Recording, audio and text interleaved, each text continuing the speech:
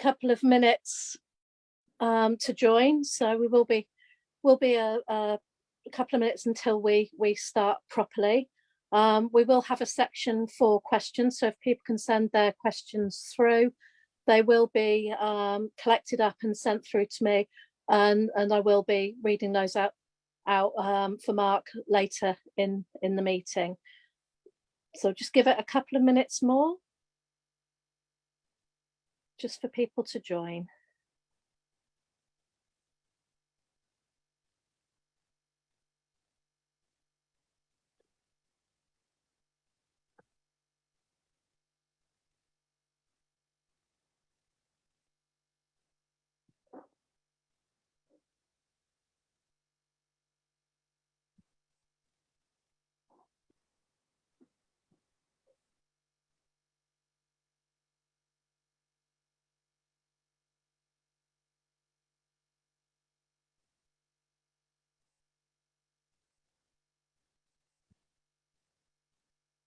Okay, well, it's coming up for 5 past, so we'll make a start.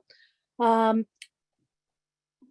Lorna. I'm the president of the Hmrc group in PCS, and we're really holding this meeting at a really important time in our union's fight to get the best deal we can for members. And I know Mark's going to tell everybody tonight how the meeting that's been held with Cabinet Office today has gone. But the Hmrc Group GEC has also met today and considered a range of issues that we know are facing members in the group. 2 of the key discussions we had were around pay and contract reform, and the GEC has signed off a report that will be coming out to branches to report on progress so far, ahead of us convening meetings in November after the pay ballots run, to talk to our branches about the issues that they're still struggling with and to try and tackle the ongoing implementation difficulties we have around things like special working arrangements. So there's a lot of work going on to protect members in the group. And what's been really good to see over the last couple of weeks is we're getting a really strong number of new joiners into the group who seem to be joining us to take part in this ballot, which I think just shows how important the issues that we're looking to take forward on your behalf are. So I'll start by bringing Mark in to update members on the discussions that have been taking place today, and then after he's finished, we'll take some questions. Mark, you're welcome to address the meeting. Well, thanks very much, Lorna, and can I also thank everybody who's taken time to join us tonight. We know that this is being screened live, and we are hoping that many thousands of people will get to view the content. But if I could very early on say, if you know anyone who hasn't seen this tonight or is unclear about what the issues are in our ballot, please take the opportunity, if you can, to talk to them or to advise them to contact one of our reps, because it's really essential in the short time we've got left before the ballot starts next Monday and the 6 weeks of the ballot itself, that every single PCS member in Hmrc group understands what is at stake in this ballot and why, if we are not successful in getting an enormous yes vote with over a 50% turnout, we are more vulnerable as civil service workers in Hmrc than at any other time in the history of the civil service. So things are really at a critical point. Now, earlier on today, I, along with the General Secretaries of Prospect and the FDA, that's the other civil service unions, met the new Minister for the Cabinet Office and Paymaster General, a man called Ed Agar. And it was a meeting that he had asked for, the Minister, in order to, quote, get a feel for what the issues were for civil servants, and he wanted to listen to the unions. So as you would expect, all unions took the opportunity to, in our own way, put it, and I can tell you that on your behalf, I put it pretty bluntly to the Minister, what was happening at the minute, why morale had never been lower in the civil service, and why, unless the government urgently intervened to instruct officials to negotiate with the union over the crisis of the cost of living, over job losses and redundancies, then we believe we would face a period of industrial action, because what the government is doing at the moment is unprecedented in civil service history. And when I pointed out to the minister that what we were facing at the moment was on the very day, or essentially the day after, the new Prime Minister, Liz Truss, on national news last night, justified her decision to lift the cap on bankers' bonuses. So let's call this what it is. She's lifting the limit for very high people to get millions of pounds in bonuses. The day she did that, she is expecting you, as a loyal employee of HMRC, to accept in the region of a 10% cut in real terms to your living standards over the next 12 months. She's also expecting you not just to endure a historic cut in your living standards, she's threatening 1 in 5 to lose their job. She's threatening everyone with a reduction of 33% in your redundancy terms. So if you do face losing your job, they will do it giving you a third less money than you are contractually entitled to. And she is also ensuring that every month out of your pay packet, 2% that should go to help you support yourself and your family goes to the government in overpaid pension contributions. And I described to the minister that what that represented was a historic attack on the civil service, because we have never before in a national cost of living emergency faced such a huge cut in living standards, as well as such job insecurity, cuts in redundancy terms, and paying too much for our pension. And I also took the opportunity, Lorna, to tell the minister what our recent survey of members, and can I thank the many thousands of HMRC members who completed our recent cost of living survey, told us, because that survey was very powerful. And in that survey, if I could just remind ourselves, 35% of members told us they skipped meals because they cannot afford to buy food. 9% of members told us they have or are claiming benefits because their pay is so low. In other words, 9% of our members at least are in in-work poverty, and therefore they claim benefits. 8% of members said they have used a food bank. When I put that to the minister, I can tell you that he is either a very good actor, he either wasn't very informed, or he was genuinely shocked. Because what he asked us for is to give him the results of the survey so he himself would get his head around how bad things were. Well, it's good that the minister wants to see the results of our survey. It's not good that the minister doesn't understand how poorly he pays his staff, how many of them have got a job at risk, and how many of them he's trying to rob of their redundancy rights. But nevertheless, tomorrow morning, he will get a letter from me outlining the results in the survey and once again asking him to instruct officials to get into immediate negotiations over the issues at stake. Now, frankly, I am not optimistic that the power of a letter and the power of our survey is going to suddenly make the government do what they've refused to do over the last 2 years, which is to sit down and listen. Therefore, the importance of tonight's meeting and the next 7 weeks cannot really be overstated. Hopefully by now everyone will know that on Monday we start a ballot of over 216 different departments and employers in our union, asking members to vote yes to take industrial action to force the government to come to the negotiating table and deal with the cost of living crisis, job insecurity, and the redundancy robbery, and also to get our money back over pensions. HMRC is one of those 216 employers, but actually it is one of the very largest and therefore is a critical part of the union's ballot. And therefore what I really wanted to say to people tonight is that every member on this call will have seen over recent weeks and months many other unions beginning to take industrial action. Train drivers, RMT transport workers, college lecturers, bin collectors, local government workers, people in the health service, and many, many more. Indeed, in our own union, we have had people on strike over the last 2 months in both the public and private sector because of the crisis that we are in. Many other unions like us, including Unison, Unite, the GMB, and every single education union, is now about to ballot their members just after ours starts to also raise the question of industrial action across health, teaching, and local government. And those unions like us are doing so not because they want to, but because they realise that if we do not now get massive yes votes for industrial action, this will be a winter like no other. It will be a winter that, despite Liz Truss's measures on energy, we'll still see average energy costs per household of £2,500, more than double what it was a year ago. It is a government that knows inflation, currently between 10 and 13%, depending which index you use, is forecast to go up to 18%. It is a government that knows with rising interest rates, those of our members who have mortgages will pay more for their mortgages. It's a government that knows many of our members who pay rent to private landlords are seeing those rents rise massively.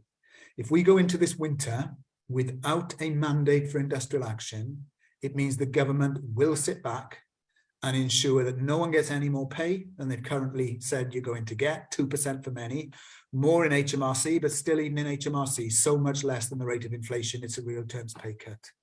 It means, in reality in Hmrc, like elsewhere in the civil service, your department will make thousands of job cuts in the next 2.5 years in order to comply with the government's 91,000 reduction. It is a government that knows in Hmrc, like everywhere else, that they wrote to me again yesterday, confirming they urgently want to start the talks to reduce your redundancy scheme by 30%. And it is a government that knows, as we head to the High Court, that you are paying too much for your pension, on average £500 each year, and you are owed that £500 backdated to April 2019. So I really wanted to finish really with this, Lorna. If things have never been this bad, if we know that there is literally a crisis of people making ends meet, missing meals, unable to afford to travel to work, if we know there's a crisis of job insecurity and terms and condition cuts, and we know that Liz Truss is openly going on telly saying she'll make unpopular decisions in order to boost the economy, which is code for she will continue to attack the public sector while letting the friends in the city have unlimited bonus payments, then the only thing that can stop that happening is now us being prepared to vote for industrial action and say enough is enough. And the thing I wanted to stress, Lorna, in Hmrc is this, that the ballot we're running is a national dispute with the government, but the way the ballot is being counted is that by 216 separate departments and employers, it would be counted employer by employer. And what that means is that for Hmrc members to be able to be part of the campaign to defend their jobs, pensions, and get even better pay, get pay rises that are in line with inflation, Hmrc members must vote yes, and you must get over the 50% turnout. In the last consultative ballot we held in Hmrc, you voted yes in huge numbers on a 45% turnout. If we repeat that in this ballot, Hmrc cannot take part in a campaign to put pressure on the government. So every single vote in Hmrc is vital. We don't want anyone to think your vote doesn't matter because somebody else may vote yes in a different department. We have to win in Hmrc and in all the other government departments. And here's the thing I'll leave you with. The importance of winning is not only because it means that we have the potential to stop what the government plans and to get you more pay, job security, and protect your terms and conditions, but it also means that in getting a yes vote, the government will realise as soon as we approach them when the ballot finishes, that they can't ignore us anymore. And the way that we've conducted the ballot, and the thing that I want people to know, is that we're not asking you to vote yes because you're angry. Yes, we want you to vote yes if you're angry, of course. But we're not asking you to vote yes because you want to protest. We're asking you to vote yes because we believe we can win. Because what we are planning, if we win the ballots, is not one-day protest strikes, but we are planning the hardest hitting action that the civil service will ever have seen, where we will focus our efforts on industrial action in the areas that will have as much of an effect on the government as any train driver walking off the job or any other member in the public or private sector.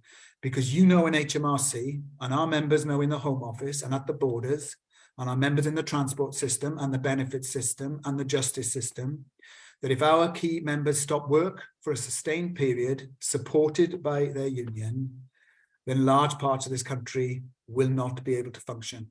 People will not get passports, they will not get driving licenses, they will not have driving tests, they will not be able to get through the ports and the borders, and they will not be able to go about business as usual.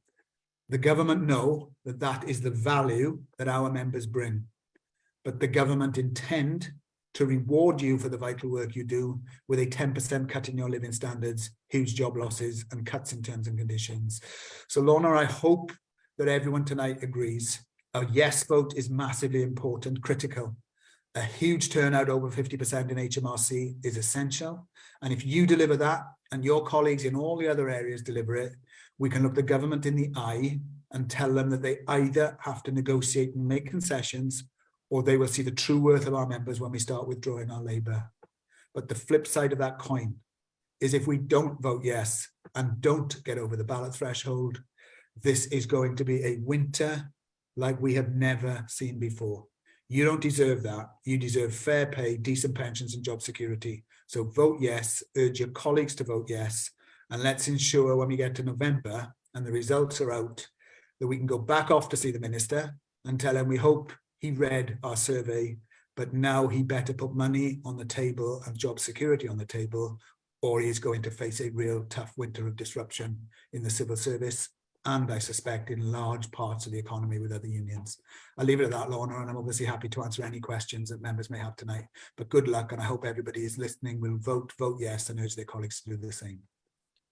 Yeah, thanks for that report, Mark. And we've certainly made use of the PCS survey data in meetings with Hmrc, and they, like the minister, have been made extremely uncomfortable by the figures that we've been able to quote to them about the very real experiences of our members in this cost of living crisis. We've got a few questions that have come through. Some are around the general campaign, others are more group specific. So I'll start with a couple around the general campaign for Mark. First question is from Fergal in Northern Ireland branch, I think. Are we voting for industrial action, a strike, or action just short of strike?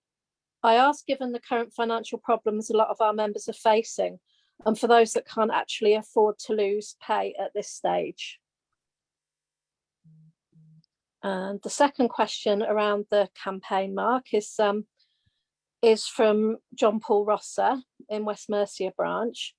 We ordered leaflets in the hope we can start leafleting our members on Monday, the 26th, so that members are primed by the time their ballot papers arrive. The leaflets haven't arrived yet, and I'm hearing other branches are in the same boat.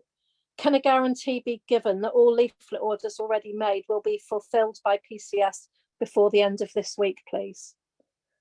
So those are the two. Okay, so to JP Ross's question, obviously I can't guarantee the answer to that question because I don't know the details of the problem. But what I would suggest is if he puts in the chat, we will get somebody to contact him tonight to get the details of anyone who has not had leaflets who's ordered them. And what I can guarantee is something will be done about that tomorrow. So I hope that answers the question. That so put your details in the chat and somebody will get in touch with you. On the first question, and I'm glad that question's come up because it is a really important question. So we're in a conundrum, aren't we? We represent people on tragically low pay who are desperate for a decent pay rise, who know the need to strike to get that pay rise, but worry about can they afford to strike. And of course, it's a cliche, but in one way it's true that if we don't vote for strike and take action, then our pay will only get worse. If we do vote to strike and take action, then obviously that's going to be hard for people.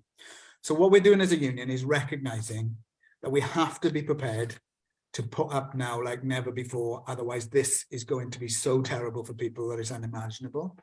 But what we're planning is a campaign that understands low pay, and therefore our tactics will be designed to cause the maximum disruption with the minimum financial loss to members. So what does that mean? Well, to answer the first question, we are not balloting on action short of a strike. The ballot question is, will you be prepared to take strike action? That's the legal question that people are being asked. And I would urge everybody on this call, even people, as the questioner implies, who are genuinely worried, to vote and vote yes. Because the reality is, if people did not vote yes because of those worries, then they are going to get what the government intends to give them, and their position is going to get worse. When we get the yes vote, what our promise to members is on the ballot insert is we are going to call action that has an effect. And that will be an action that combines two things. Firstly, it will be targeted action that has the most disruption. And we are currently consulting in every bit of the union about those members we know who have a massive and immediate effect. And our aim is not, as I said, to protest, but it is for the government to realise that when their staff are on strike, there are serious consequences. Action that is targeted will attract financial support from the union, where we will use the union strike fund, and where we may ask people to contribute to those of their colleagues taking action to ensure we can sustain that for as long as it takes. So there will be financial support for people asked to come out for sustained periods of time.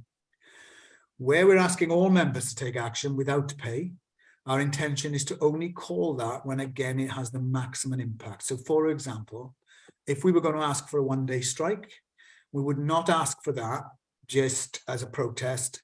We would do that, for example, if other unions were doing the same thing, so that it caused the maximum effect on the government, that they wouldn't just see us, but they potentially could see hundreds of thousands, if not millions, of public sector workers on strike in the same day. So yes, there would be a financial loss for that day, but of course it would have the huge impact that would be taken alongside many others. So Lorna, I hope what we got from the question, the answer to the question it gets from that, is vote yes, because otherwise the government's going to get away with it and we will just get poorer and poorer and poorer.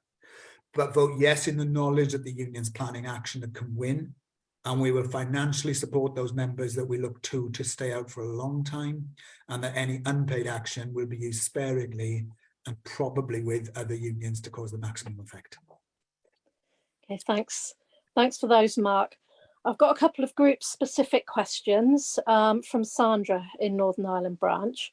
The first is, why are benefits and credits attacking disabled members and ignoring OHP reports? This is actually something the GEC spent some time discussing today, because we do know that there are issues around some of the lines of businesses understanding of reasonable adjustments and what should happen when an OH report makes recommendations. Sandra, if you'd like to email me a little bit more information about the examples you've got at lornam@pcs.org.uk, I'll have a look at that and discuss it with our benefits and credits lead and our HR policy lead to see what we can do to assist with those. And the second question from Sandra was, why are we still waiting for a decision about TSP Band T grade changes from PACA? This is an issue where we're involved in ongoing negotiations.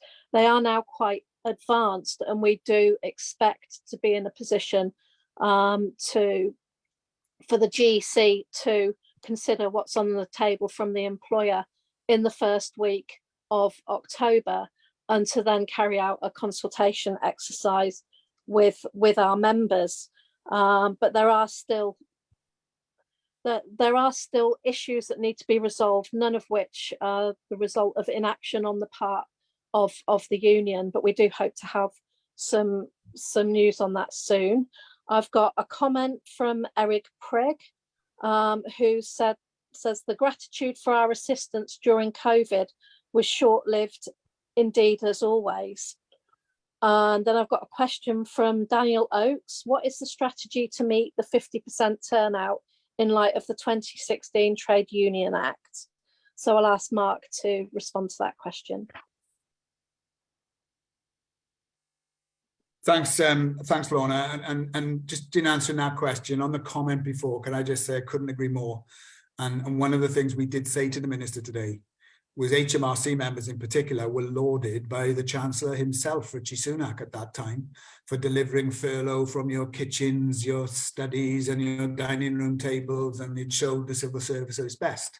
And we made the point today to the Minister that this is all well and good, but actually what you're being offered as civil servants is worse than most other people in the public sector. That's the reality of it. So I think it's a point well made that they're not showing their real gratitude in any meaningful way. It's empty words.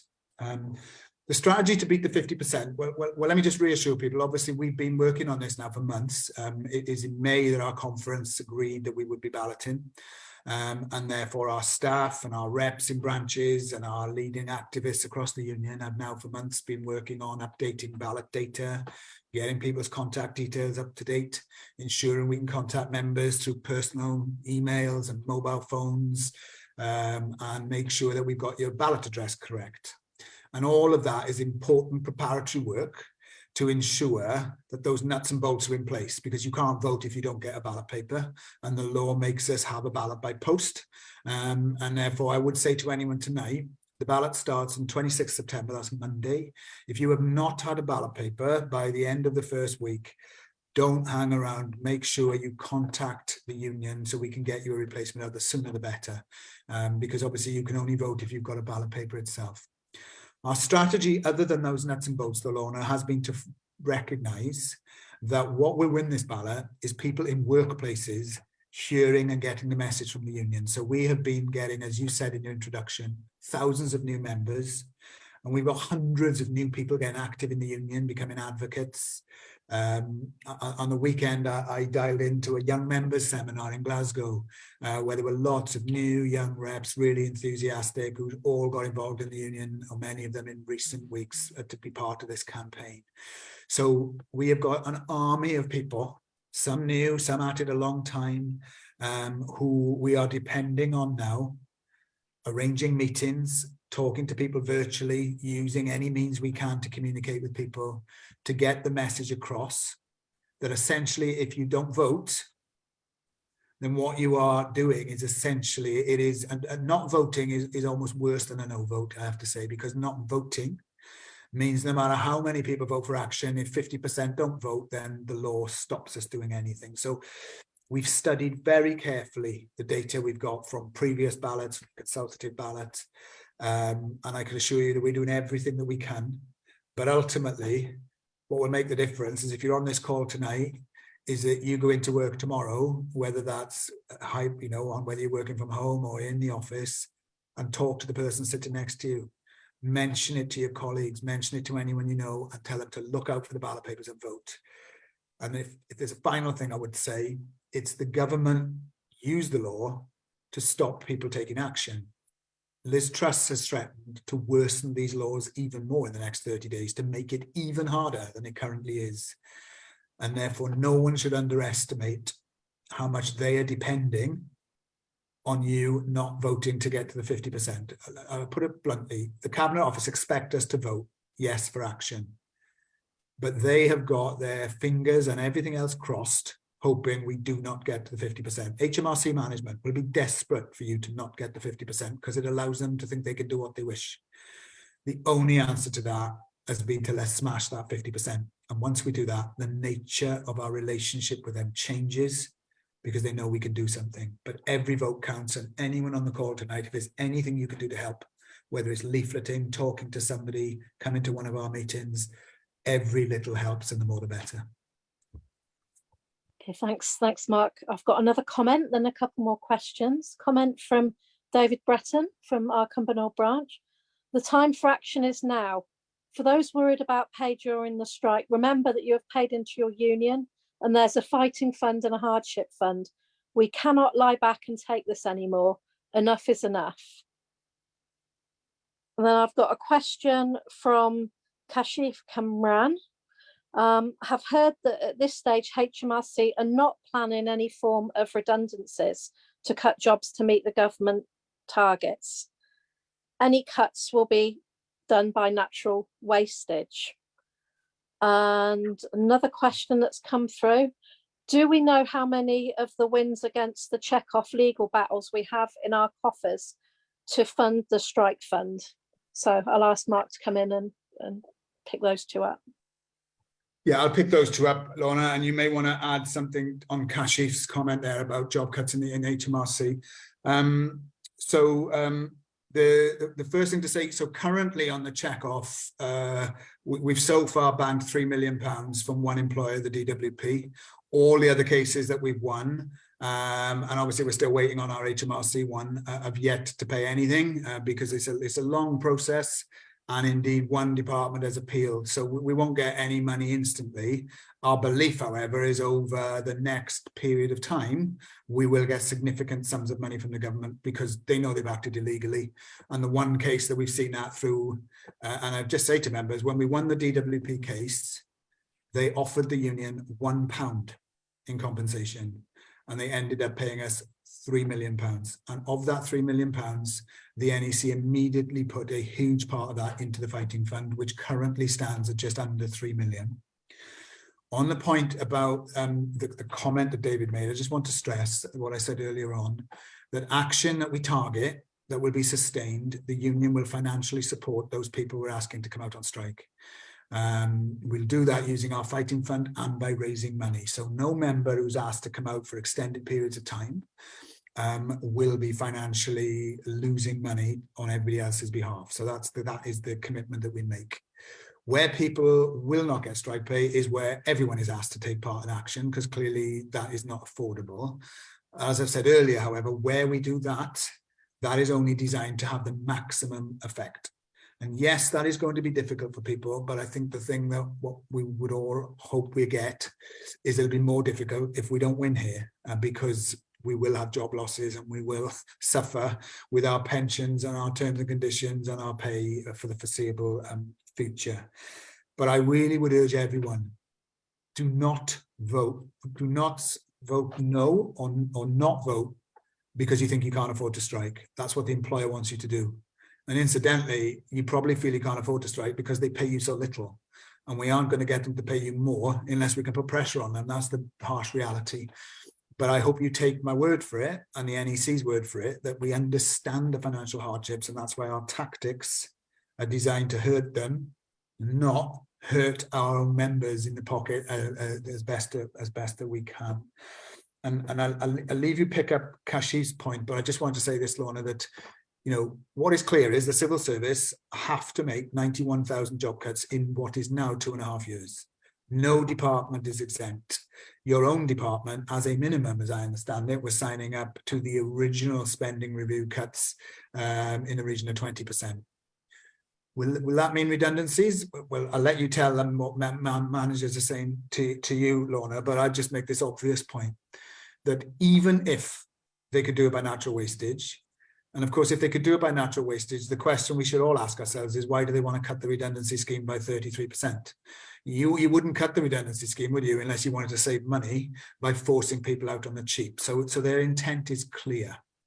But even if it was done through natural wastage, the burden and pressure that is going to leave on everybody who remains, having one colleague in 5 out of the door, in members' jobs in HMRC and elsewhere that are already stressful, where people already tell us that they struggle.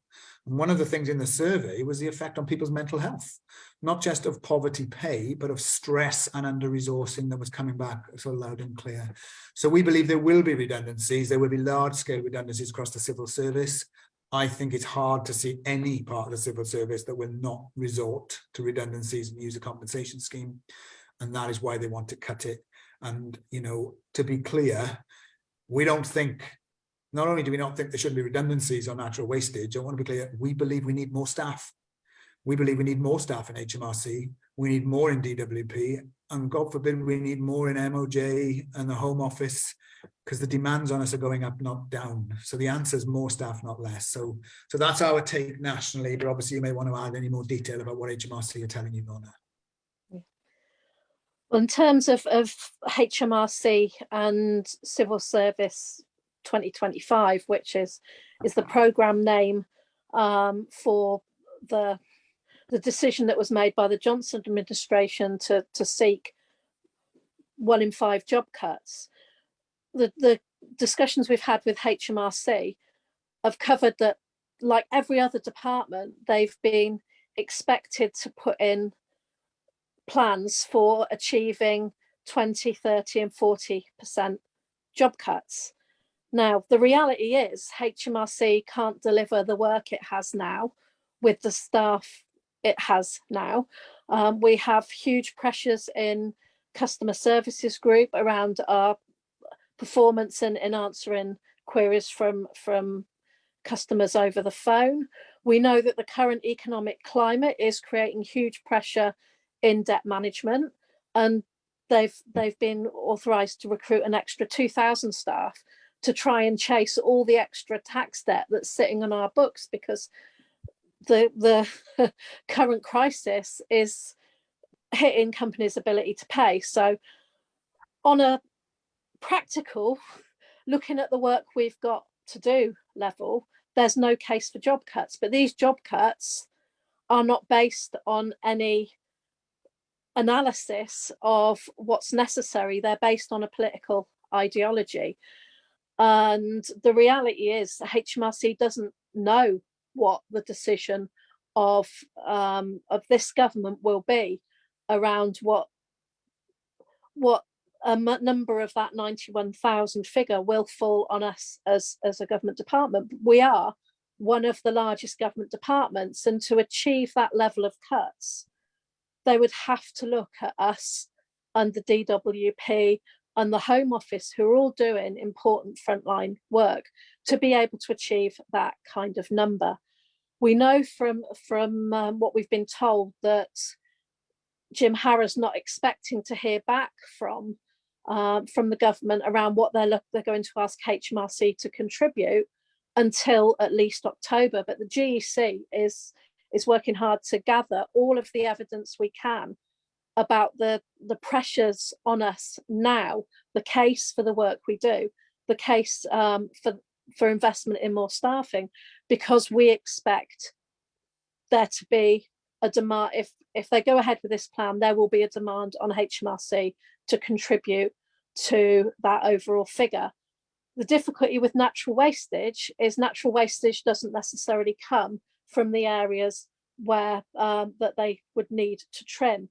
We know we already have significant turnover problems in customer services group. We've got something like 20% turnover because people aren't staying on, because the wages aren't enough for the complexity of the work that they're asking people to do. It's not a competitive salary rate. So natural wastage isn't an easy solution for them. And actually delivering on any kind of cut would be complicated. In fact, we know the department has indicated that if the government want us to manage with less staff, they'll need to tell us what they want us to stop doing, because the department cannot trim that number of staff from any areas of its business without it harming our ability to deliver the work that we're tasked with doing. So hopefully that's sort of a full explanation on the picture that we're looking at in terms of Hmrc jobs. All right, I'll just check back for some more questions. Let's have a look. We've got another question from Sandra in Northern Ireland. Can we ask all members to refuse to work 3 days out of 5 and come into the office 5 days a week where they work in the regional centres, as there are insufficient desks, so work will not be able to be done whether people are striking or not? So why are we taking action short of a strike off the table, given the building capacity for our offices is nowhere near enough to hold all staff? One wonders why we wouldn't work to rule by all turning up to the office. That's from Aaron. These are interesting ideas, because I know Mark and the NEC have made it clear to the group that they're looking for us to tell them what our ideas are for activity we could undertake to have an impact on the department. I've got a question from Caroline Harrison. Are these postal votes? So Mark, do you want to pick that one up? Yeah, thanks, Lorna, and thanks to Sandra and Caroline for the questions and all the other ones. So on Caroline's question, yes, they're postal votes. So the law stipulates that the only legal form of voting for industrial action is by post. Is completely, in our view, undemocratic and unfair. And the unions have been lobbying the government for years to recognise that, you know, Liz Truss was just elected by online voting as well as post. Everyone else can do online voting but us. and it's designed to make it harder to vote, but it's postal. And as I said at the beginning, you can only vote if you return your ballot paper in a prepaid envelope. So for every member, what we need you to look out for the ballot papers. They're going out next Monday. And if you get it, if you can return it straight away, that would be great. And if you can tell us that you voted, that would be better, so that we knew, you know, that people can confirm that they had voted. And if you haven't got a ballot paper, do contact us straight away, because we have 6 weeks for the ballot period. There's always delays post in and out, and if you need a replacement ballot paper, it takes time. So what I'd say is, you know, don't delay, do it today. If you haven't had a ballot paper, get in touch and we will send you another one. On the mass attending of work, coming in 5 days a week, and why didn't we do action short of a strike? So the NEC took the decision that legally we were balloting for strike action. In part, that was because it is critical that we get over the threshold for strike action, and it is felt that the clearest and most effective form of action that can immediately get the government's attention would be to take strike action, specifically a combination of with other unions and hard-hitting sustained action. However, as you know, we're balloting everybody group by group. And when we win the ballot in Hmrc and everywhere else, I can tell you the first thing we'll do is we'll toddle off to the employer and see if they're prepared to talk properly. Then we will announce the action that we're planning to take. No one believes this will be a quick dispute. We will be planning to take action over a period of time designed to keep building pressure. We have the opportunity, once we've had the ballot in any part of the union, to go back and ask further questions of members if it's clear that we need any other type of mandate to give ourselves more weapons, including action short of a strike. And in your group, we could certainly consider that if it was felt that that will add to the union's armory somewhere down the line. But what we don't want to do, though, is what has happened in a number of other unions, is if you ask 2 questions in a ballot like this, sometimes the unintended consequence is that people will vote for one and not the other, even though they want to do something, and it has the effect of we don't get over the thresholds for anything. So we have done this on the basis of the most effective, easiest way to get over the line, but we are able to come back to consider a whole manner of forms of other action once we have those mandates and consider the type of things that people are saying. And the other thing, just to add in Hmrc, Lorna, is you know what you do in Hmrc, and you know where they are most vulnerable. And therefore, we have asked the group, as you said, Lorna, to tell us, are there parts of your department that would be very susceptible to targeted sustained action where we can bring groups of members out, support them financially, that will have a particular effect? And I'm sure there's lots. And I'm sure, and I look forward to the group leadership having talked to branches to tell us where they are. And what I want to stress in answering Sandra's question is what I think Sandra wants, and I think what we all want, is to win the ballot, and then for the government to realise we can put enough pressure on them that they need to settle. And this whole conversation, what we're not doing is talking about protesting in the way that perhaps people have thought we've done in the past. It is about trying to exert enough pressure so that we can win. And I think that's the key thing. Okay, thanks, Mark. Let's have a look at some more questions. What reach out are we going to do to raise awareness? It's a bit disappointing to see the numbers here. I'm concerned we won't meet the minimum requirement for the strike vote from Jenny Parker. We got Mark Butler pointing out that the building in India Buildings in Liverpool is currently shut, so it's more difficult to get in touch, to speak to members face to face. Let's have a look. What else have I got in here? I've got a question from Fiona in East Kilbride branch. I appreciate not all the ballots will be sent out on day one. Can you tell us if ballots are being sent out alphabetically or geographically? And Sandra from Northern Ireland is asking, can we leaflet regional centres if we do it in our own time? So a bit of a theme around what we're going to do to drive the vote out, Mark. So if you want to pick those up. Yeah, I'm happy, and again, thanks for all those questions, and they're all really important points. And Lorna, one of the things I'm always conscious of is that I'm general secretary of the whole union, but I don't work in HMRC, and I'm not specifically responsible. So if yourself you want to pick up any detailed things for the department, obviously do feel free to do so, because different things do apply in different parts of our membership. And I can already tell you that we've got parts of our membership where the employer has been draconian and has sought to stop the union communicating in any way it can with members. And then we've got other employers who are a bit more benign and actually seem to just accept that we have a right to talk to people. And you know what HMRC are telling you. What I would say to people, just before I pick up those questions, is we have seen, we're very lucky that we see lots of leaked things, okay? And I can tell you that I have seen leaked minutes of meetings that leave me in no doubt. The ones that HMRC have attended, as well as others, by the way, they're cross civil service meetings where they are discussing this ballot. They are discussing how they can try to stop us achieving the ballot result, and they are planning and guessing at what we're going to do. So let's be in no illusion, they're worrying. They're worrying because they know that if we win, they really could face an enormous difficulty. So I'd expect them to be as awkward as they can be where they can and make it difficult for us.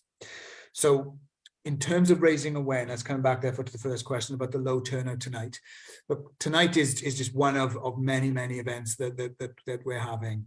And what has been happening and will be happening all over the place is there will be workplace meetings, there will be leafleting taking place, and we do want people to help us with the leafleting outside of workplaces.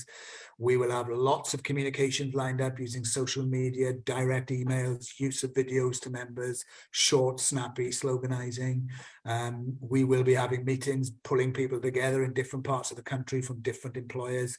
So we'll be doing everything we can to communicate to you from the centre, but also employer by employer, and critically in your own branch or workplace. Obviously, we're encouraging our local reps and advocates to do whatever they can to speak to members.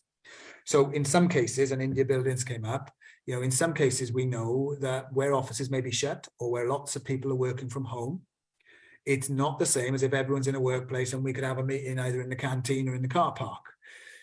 But let me assure you that we had a strike in the DVLA in Swansea that went on for months that actually achieved some significant successes where the bulk of our activity was conducted online by use of WhatsApp, by use of Facebook Live, by use of the union having meetings like this. So what we stand ready to do is to help and assist any branch to ensure that they can contact members in the best way that they can. And the fact that the union's growing, more people are becoming reps and advocates, tell me that's happening in lots and lots of places.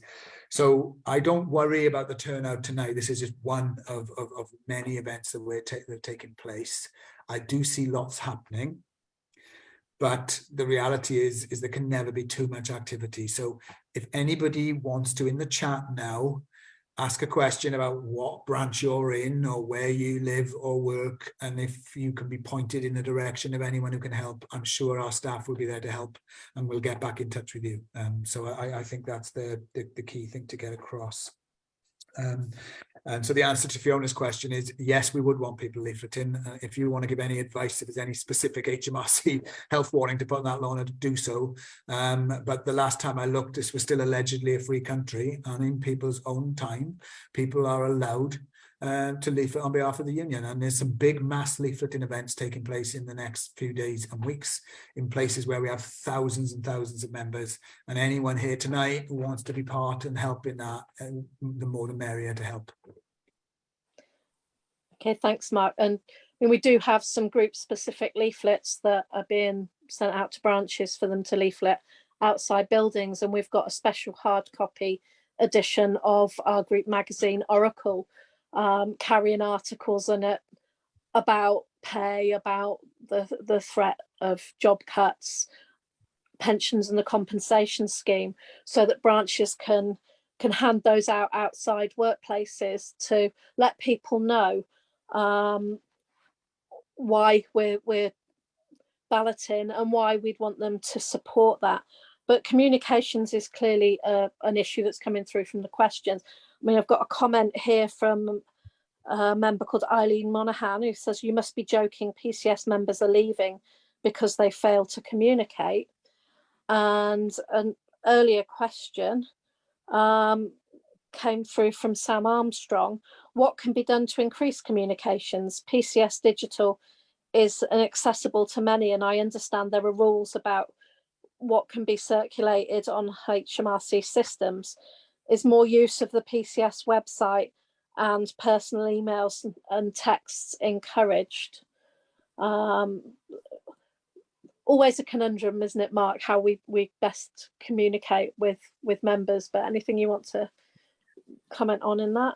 Yeah, so the first thing to say to Eileen, if anyone is leaving the union because they don't think we're communicating, I hope Eileen would agree with me that that's the worst thing they can possibly do, because leaving the union is going to deny them a vote in this ballot and isn't going to do anything to help improve their pay, job security, redundancy rights or pensions.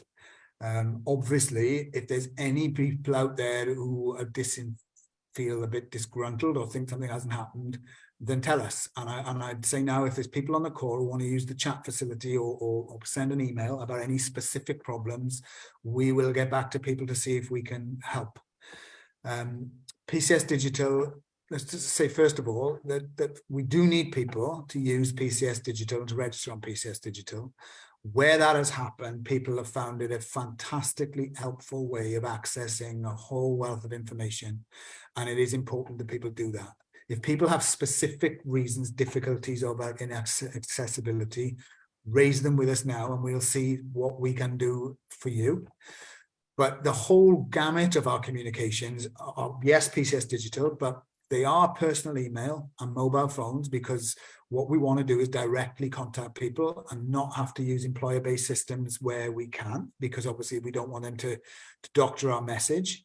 Where we can use employer systems to say what we want to say, of course, we would want to try and do that as well. So, you know, it's horses for courses, but members need to know why we're making the arguments that we can. And if members have individual problems, it's best they let us know, including tonight, so that we can try and sort them out. Final thing to say, though, is what every member will get is a ballot paper and a ballot insert. And the ballot insert will set out very clearly why we're asking people to vote yes, what the issues are, and what we're asking them to vote for. And the moment the ballot is out, that ballot insert will also, I'm sure, be displayed on our various means of communications as a very effective way of telling people what it is all about. So look, if people think there's a way that we're not communicating with them that we should think about, don't leave the union, or don't sort of just tell somebody you're not happy, tell us. And I'm sure that we will see what we can do. But I just want to get the general point across, you know, for every person who sometimes makes criticism, I can tell you that we are getting lots of people telling us that they actually think what we're providing at the moment is some of the best stuff that the union has ever provided, and that some of the vehicles that we are communicating through is going down very, very well. And a lot of people are making use of them. So, you know, there's a lot of good stuff going on out there that people are seeing. Where people aren't seeing it, we obviously want them to. So let us know the details and we'll get back to you.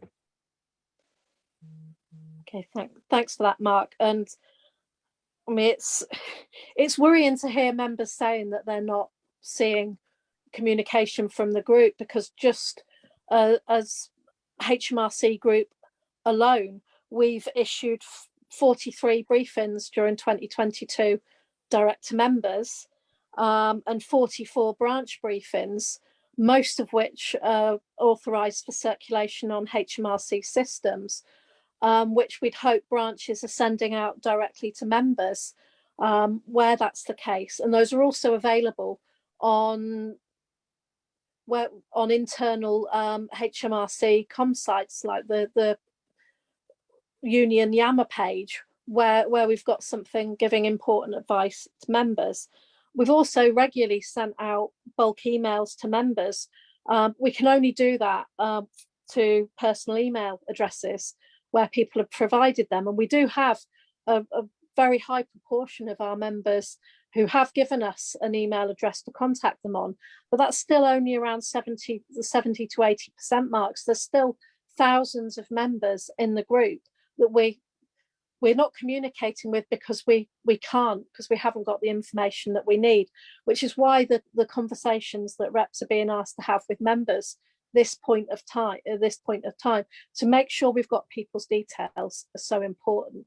We do know a couple of our branches are up to having spoken to almost all of their members. We've got 2 that are on 97% of members spoken to, and a number are getting up into those high figures. But you know, for us to communicate effectively with our members, there are things we need from you to help us make sure that what we spend time producing to communicate with you can actually reach the people that it's meant to reach. Got a few more questions come in. Will senior PCS figures hold more local and regional meetings to speak to members during the ballot to support the activity undertaken by branches? Any idea how striking affects people on tax credits? That's from Jake Watling. And what should we tell members in Hmrc who say that we had a pay rise in June, so why are we voting for action now? And that's from Dan in Headquarters Branch. So thanks very much for those and for your comments as well, Lorna. And just to reiterate finally on this comms point, if people do nothing else, if you give us your personal email or your mobile phone, then you will get stuff from us guaranteed. And so whatever else is happening, we can't overstate the importance of those methods of communicating with people direct as a catch-all. Local meetings, we very much are encouraging people to have local meetings. And anybody who has a local meeting or wants to have a local meeting, we will provide a speaker where we can, and they will range from people from Hmrc Group to the National Executive Committee and myself and Fran. We're already being invited and doing quite a lot of meetings around the place. But anyone on here who wants a meeting in their office or their branch or in their town, let us know, and we would very much encourage people to do that. As an aside, the TUC are currently organising a series of meetings around the country, and we are speaking at a lot of them. I'm speaking at a meeting in Bristol, in Swansea. Fran is speaking at a meeting in Manchester. Martin Kavanagh, our Deputy President, is speaking in London and in Liverpool. And there are other meetings taking place with other unions, so look out for details of those. But for us and our ballot, if you want us to come, just arrange a meeting and invite us, or go to the group office if you need help arranging a meeting, and we'll do what we can. On the question of tax credits, what I would advise the person asking that question, if you put the detail of what you're asking there, we will get back to you with some individual advice if that's needed. So there may be something specific in that question, which we would be more than happy to try and give some advice to you.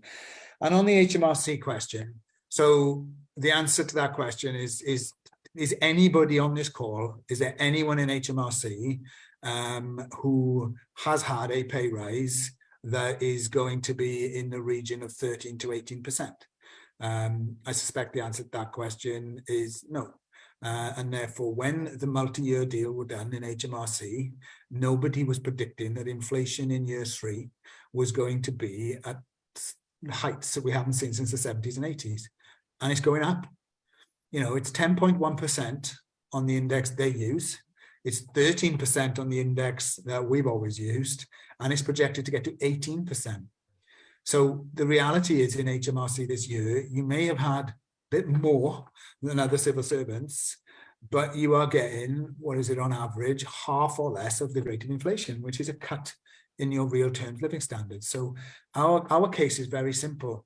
The deal done in Hmrc at the time was a deal done at that time that looked good and members voted for overwhelmingly.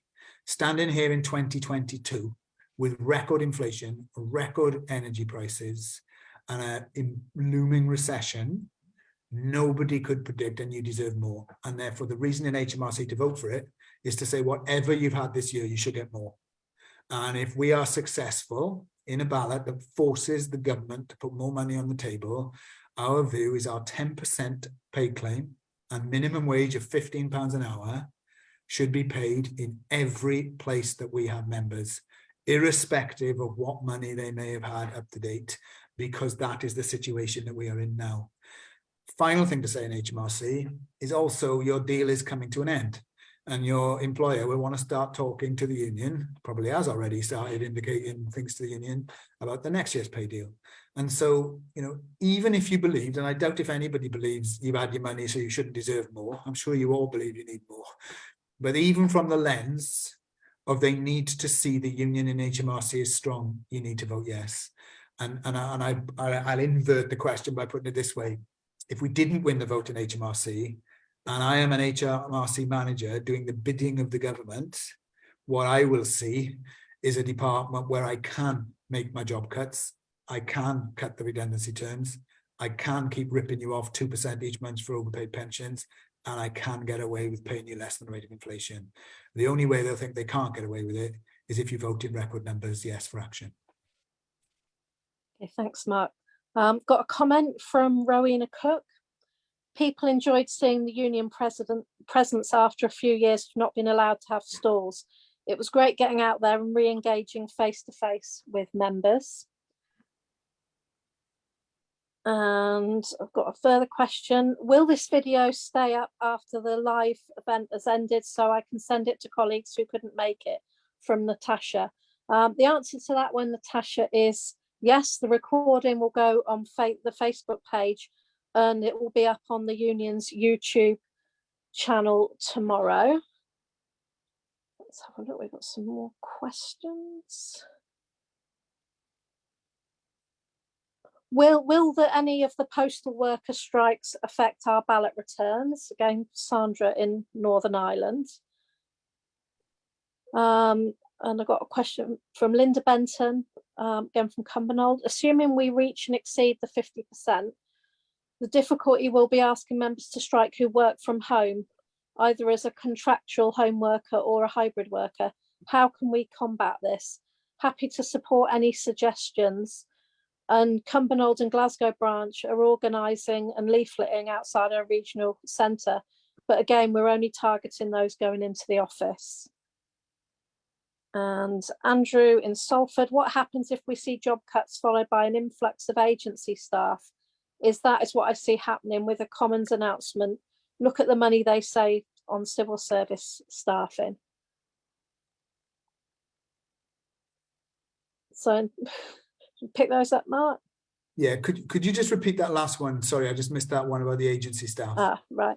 What happens if we see job cuts followed by an influx of agency staff? As that is what I see happening with a Commons announcement of look at the money we've saved on civil service staffing. Yeah, so let's start with that one because that's a really good question. What we know at the moment is those departments that got rid of loads of civil servants and brought in agency staff are now the very departments the government says they have to privatise because they're not delivering adequately. So that's the passport offices, for example, where we have loads of agency workers in doing work used to be done by civil servants, and we're told the passport offices are not performing enough. And the answer is they haven't got enough trained civil service staff with job security, and all those agency workers should have had the chance to be proper civil servants with civil service terms and conditions. So the question is a really good one. When the government announced the 91,000 job cuts, what was immediately obvious is because they know that if they cut those jobs, they cannot provide the services that they currently provide. One of the key things that would probably mean is if you privatized or brought in agency workers, you get the civil service numbers off the headcount, but you still allegedly provide some service. It ends up costing them more, by the way, and it ends up meaning the terms and conditions of the workforce get eroded even further. The answer, I think, is in our claim, which is no job cuts, more resources, and they should be secure civil service jobs with decent terms and conditions. So it's a really good question, and I think the answer is we've got to stop them doing what they're planning to do by the ballot. And the question about the postal workers' strikes.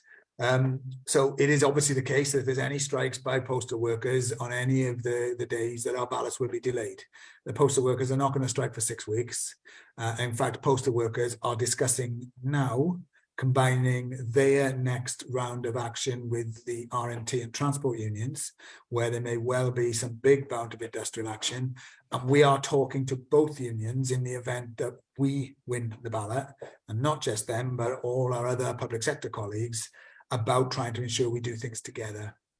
But it is true that if a postal one-day strike is called between September the 26th and November the 6th or 7th, then on those days, nothing will be delivered. What I think that points to is do it quickly, get your ballot paper, fill it in and send it back straight away. And if you don't get your ballot paper, to ask. So somebody asked earlier on about the ballot papers being sent out and are they sent geographically or alphabetically? I don't know the answer to that question now, because they're not done by us. They're obviously done by the balloting company. What I will say to you is that the ballot starts on the 24th, and the expectation is that all of those ballot papers will have been dispatched within the first 2 to 3 days. And therefore, if you have not had a ballot paper by the end of next week, you should start asking a question about that, because that might mean there's a problem. And so, if you haven't had a ballot paper by the end of next week, do contact us to tell us, and we will check whether or not that has been dispatched, and if it has and is lost, we'll arrange for you to get another one. So I just wanted to make that point.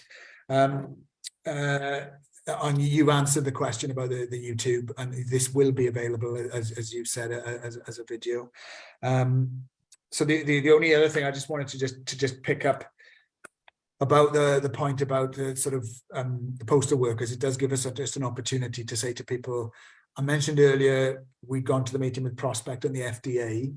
At this point, the FDA are not balloting for industrial action. Prospect are supporting any of their union in the civil service who want to ballot alongside us.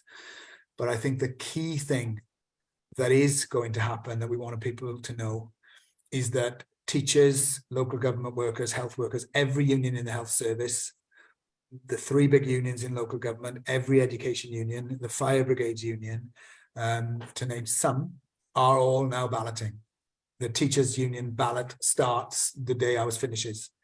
So what we need to know here is that we won't be alone, but there is another side to what's going on. We won't be alone, and therefore our action potentially isn't just going to be what effect we cause, but it will be what we'll cause with others. But the other side of that coin is if every other union votes to take action, and in PCS we do not get over the threshold, we will be more exposed than we've ever been before. Because what you'll have is a government carrying out atrocious attacks on workforce, and if they're going to make any concessions, they're going to make them to the unions that are doing something. So if in the civil service, in Hmrc, we haven't met that threshold while everybody else has, I think we can all see what that means. So it's critical for us that they don't see any weak links from our perspective across the whole of PCS or us as a union itself. And you can bet your bottom dollar the government will be looking out for it. So, it's bad enough what we face. It'll be even worse if we can't fight back when everyone else is. So I hope that's another reason why people will accept that we need to get the yes votes in huge numbers, and then we're in with a chance. And I think that's the way to look at it. If we win, we believe we can take action that will force them to make concessions. If we don't get over the threshold, there isn't anything we can do.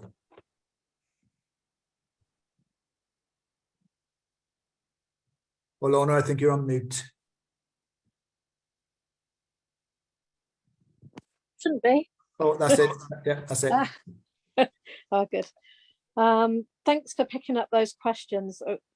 Interesting, the reference to agency, use of agency staff and the experience of other government departments, because people that have been in Hmrc for a while are probably aware that there have been a couple of attempts over the years to bring agencies in to take on areas of Hmrc work, and so far virtually every time they end up in some kind of public scandal and pressure from Parliament.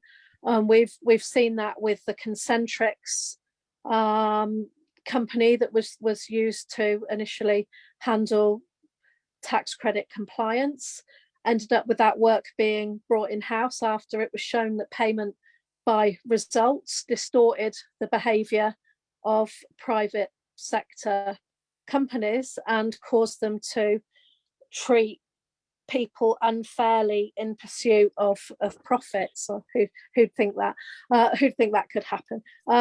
We've also seen issues with the performance of private debt collectors, ending up in the papers because they've not dealt with customers in the way a civil servant would be expected to. And quite a large scale experiment a few years back on using private call handling companies to pick up our customer service group went very badly because the work was too complex for their kind of business model to handle. So the department's experiments with contracting out of pretty much resulted in the kind of experience that Mark flagged from Passport Office and DVLA as well.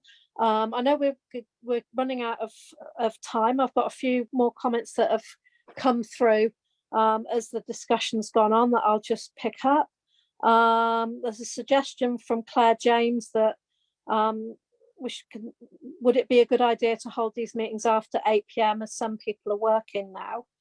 And then I've got a comment from Michael from Manchester, Salford branch. I'm new to HMRC and new to the civil service, 7 months. I've been super impressed with the comms. They're regular and detailed. Thank you for all your hard work. And then a comment from Nicola McNeely. Myself and 2 others from Northern Ireland attended a PCS seminar for young people in Glasgow over the weekend, and it was fantastic. I can tell you now that young people are ready to fight. Currently waiting to hear back about becoming an advocate. Feel like one already though. Thank you. So I think those are good notes to end the question section on, Mark, but I'll just bring you back in to make any closing remarks. Well, thanks to Claire, Michael and Nicola, because I think they're all really upbeat ways on closing the meeting. So to Claire's questions about meetings after 8, look, if people have found this useful, and if people think having one of these after 8 would work, I'm sure we can organise having one after 8 o'clock. What I suggest is, obviously, Lorna, yourself, Martin and Sean and our team just have a think about that. But if there's a demand as we go for any more of these and you want them at different times, we'll put them on, because obviously this is a very accessible way for us to do things. So thanks for that suggestion. Also, for all the people who were earlier talking about meetings, again, every branch in the union is entitled to have a Zoom license that the union sorts out. If in your branch or in your workplace you want to have a Zoom meeting, let us know, because we can provide a speaker to a Zoom meeting. That's not a problem. If you're organising a physical meeting and want a speaker, just let us know. And I think we can say with certainty, we will get you a speaker from either the National Union or from the group. And we would encourage people definitely to do so. On Michael's point, super impressed with the comms. That's really nice to hear. And I think that goes to the point earlier on. I think lots of people really think the stuff we're putting out is fantastic, but some people haven't seen it or have a particular issue. And again, where that is you, let us know. We'll try and deal with it. But thanks to Michael, and I'm sure we'll pass that on to our teams. It's great to know that the effort's been put in have really been appreciated. And for Nicola, who went to the young members in Glasgow, I'm first of all really glad that Nicola went. And she's waiting to hear about being an advocate. I'm sure it won't be long before somebody says, fantastic to have you on board. And I think what a commitment from Nicola. She's gone to Glasgow for the weekend. She's on tonight, and she's ready to fight. And I think it's really refreshing to hear that we've got young people in the civil service who want to get stuck in. You know, a lot of us have been around an awful long time, and we can see how bad things are, and the government wants them to get worse. And it is people joining the civil service now who are going to bear the brunt of that for many years to come. And it is people who've been here a long time who can just see how things are getting so much worse. So what a great way to end. What I want to say and end in, Lorna, is, you know, I think it's actually been great participation tonight. And I think if every one of the people on tonight goes away tomorrow, talks to someone, or sets up a leafleting session, or gets somebody to give us their personal contact details, or organizes a meeting or a Zoom meeting, then that is going to be a fantastic outcome. And I want to urge people to do whatever you can, large or small, in the time we've got effectively between now and the first week of November when the ballot closes. Because what you can't stress enough, and I want this to be positive, but obviously there's a downside to this, is we've got one shot at this really. We have got the next 6 weeks to, in Hmrc, vote yes in huge numbers and get a turnout. And let's be clear, our aspiration is not 50% plus one. That will give us a legal mandate, and that's obviously better than having 49%. Our aspiration is to get a huge turnout. The bigger the turnout, the bigger the yes vote, the more they see that we're serious. So remember, they want us to not vote. They've given up on persuading you to vote no. They haven't got the brass face of it to tell people, oh, we know you'll vote no because you're well paid and you secure a job and you love it.